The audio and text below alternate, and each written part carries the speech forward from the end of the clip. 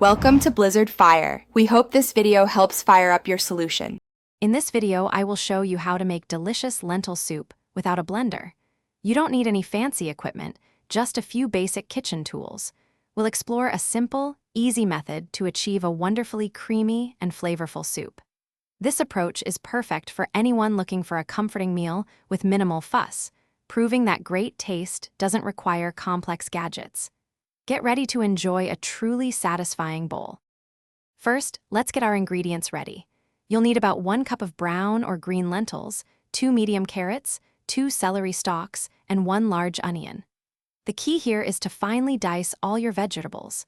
Smaller pieces will soften much faster and break down more easily, contributing to that desired creamy texture. Don't forget to rinse your lentils well under cold water to remove any debris before we start cooking.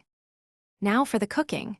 In a large pot, sauté your diced vegetables in 2 tablespoons of olive oil over medium heat until they are tender, which takes about 5 to 7 minutes.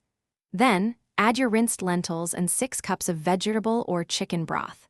Bring it to a boil, then reduce heat and simmer for 30 to 40 minutes, or until the lentils are very soft. Finally, use a potato masher or a sturdy fork to gently mash about 1/3 of the soup directly in the pot. This creates a lovely, thick consistency without a blender.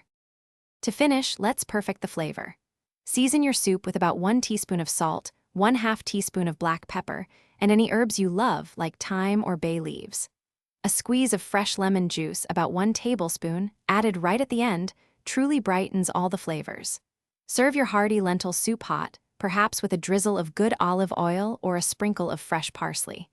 Enjoy this comforting, homemade meal made easily without a blender.